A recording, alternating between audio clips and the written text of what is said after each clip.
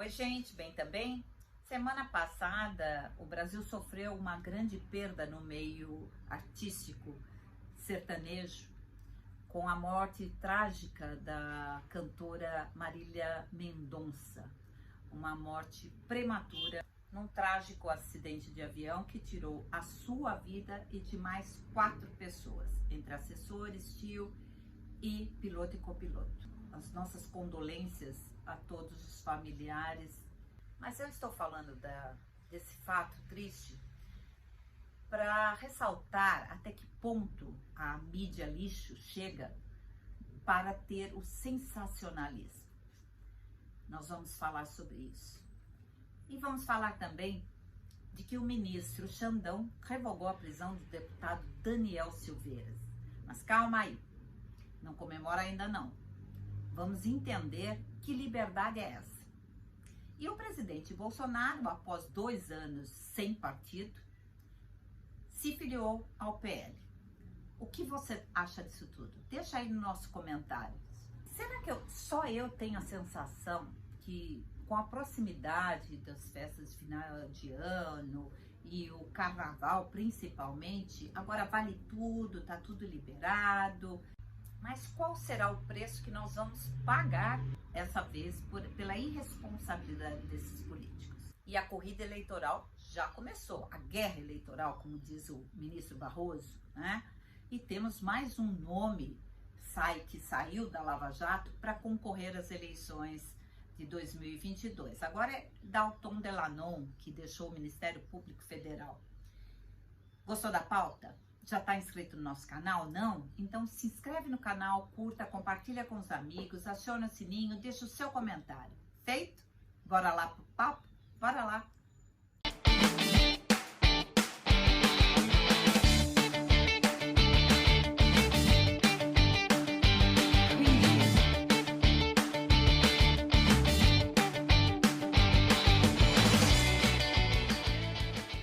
A morte prematura de Marília Mendonça abalou seus fãs e até quem não era fã da música sertaneja com sua morte trágica. Agora, o que chamou a atenção foi a desinformação da mídia lixo, que no afã de querer dar o furo de reportagem, só trouxe mais desespero e desrespeito com os envolvidos na tragédia.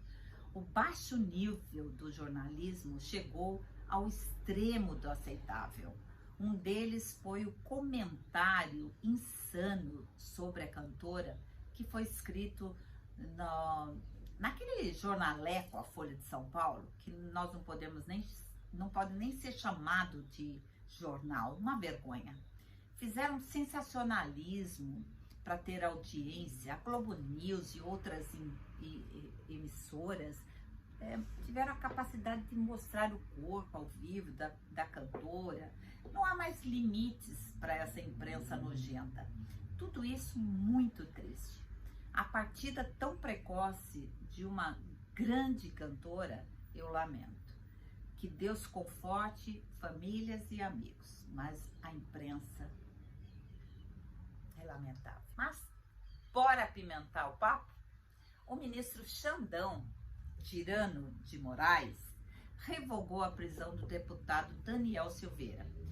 Prisão essa que arbitrária, inconstitucional, mas que teve o aval covarde da Câmara dos Deputados. E agora ele revoga essa prisão? Que liberdade é essa? Daniel Silveira continua sendo vigiado, não pode falar com quem quer, não pode dizer o que quer, está proibido de usar as mídias sociais. Isso é liberdade?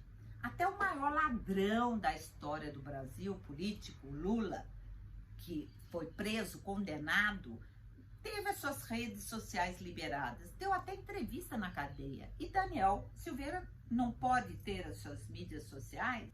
Perdeu os seus direitos? O Xandão substituiu a prisão por medidas cautelares tiradas totalmente daquela cabeça insana, tirânica, mas lustrada, né, bem ilustrada, afetada pelo poder e sem nenhuma legitimidade jurídica. saiu da cabeça dele simplesmente assim. Ele transformou um parlamentar que usa da fala, do seu direito, da sua liberdade de expressão para defender os interesses da população, para nos representar. Ele transformou ele em um engessado judicial.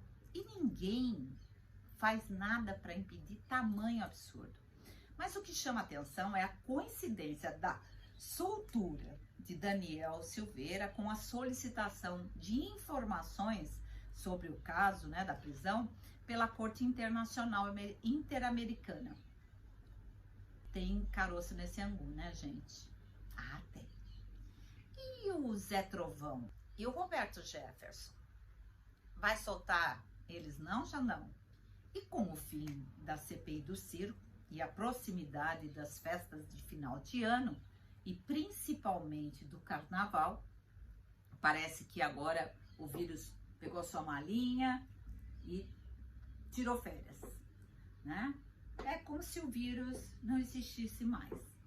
Prefeito do Rio de Janeiro assinando o decreto para liberação das escolas de samba para o carnaval, a volta de shows presenciais, futebol, enfim, parece que tudo voltou ao normal.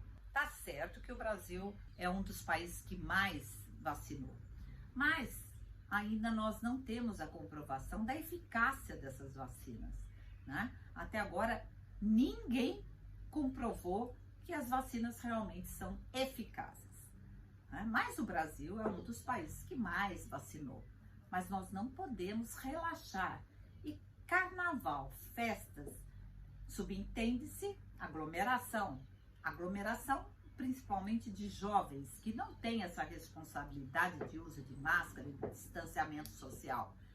Qual vai ser o resultado final dessa equação, né? Após tudo isso, qual vai ser o resultado que nós vamos ter? Isso é preocupante, principalmente no momento em que a China voltou a tomar medidas restritivas e drásticas, né? Solicitando até que a população armazene alimentação. Alguma coisa está acontecendo. E como a China já escondeu do mundo a Covid-19, a gente espera tudo deles novamente, né? Então, temos que ficar atento a isso. A China não dá ponto sem nó. E a guerra eleitoral começou. Como diz o ministro Barroso, vai ser uma guerra eleitoral. E está surgindo novos nomes que saindo da Lava Jato, né? Que teve um papel importante no combate à corrupção, mas todo o trabalho, apesar de todo o trabalho ter sido destruído pelo Supremo Tribunal Federal, que livrou o maior bandido da história política da cadeia, né, o Lula, colocando ele diretamente para competir nas próximas eleições. Mas a Lava Jato acabou fabricando políticos com retóricas e com necessidade de estarem na política para não correrem o risco de serem presos por terem sido considerados parciais no julgamento da Lava Jato. É isso mesmo, eu estou falando do Sérgio Moro e agora do Deltan Dallagnol, que deixou o Ministério Público Federal para concorrer um cargo público, né? Provavelmente uma vaga no Congresso, já que, na minha opinião, Sérgio Moro vai concorrer não à presidência, mas sim ao Senado. O que você acha disso? Deixa nos comentários a sua opinião. E o governo federal continua na luta para conseguir administrar o país, já que a ordem geral é impedir a qualquer custo que ele consiga, ainda que sacrificando o povo menos favorecido, né? Que é o caso do Bolsa Família, que já estava tudo organizado, né? Com o orçamento previsto. Daí, como diz o nosso ministro Paulo Guedes, vem os meteoros, né? E atingem o governo bem no ano eleitoral, prejudicando principalmente o Bolsa Família. Mas nós estamos acompanhando a votação do precatório. Já tivemos a primeira votação e vamos ter a segunda votação. E estamos de olho. Mas vamos ouvir o que o ministro pensa disso. Plano de eixo. O Brasil não está vacinando ninguém. Aí o Brasil vacina quase todo mundo. Não, agora o Brasil está com inflação muito alta. Também é que o Brasil está crescendo rapidamente. E aí, dentro desse quadro, quando nós já tínhamos preparado nosso Bolsa Família, tudo direitinho, dentro de responsabilidade fiscal, embaixo do teto, quando estava tudo arrumado, veio o meteoro.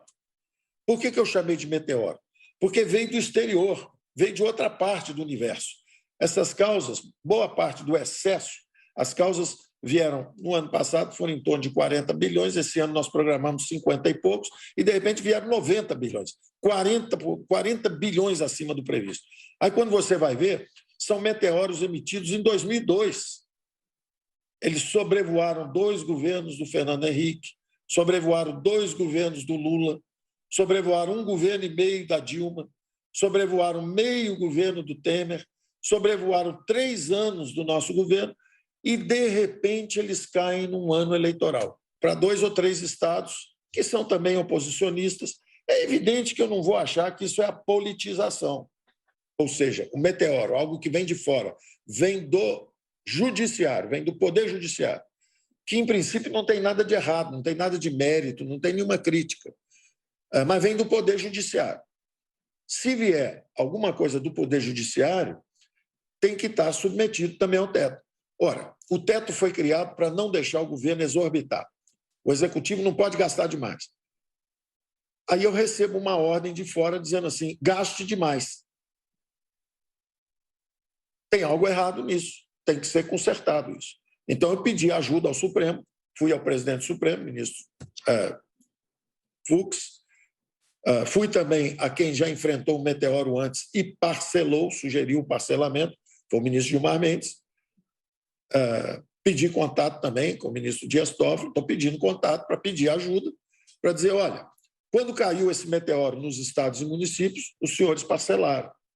Podem parcelar o nosso também? Por outro lado, no dia 8 de agosto, encaminhamos ao Legislativo uma PEC que torna justamente essas ordens, esses comandos que venham de um outro poder, previsíveis e que tornem execuível o orçamento da União. Nós só queremos um Bolsa Família moderado, mas nem isso será possível se não encontrarmos esse respaldo jurídico legislativo, do Judiciário e do Legislativo.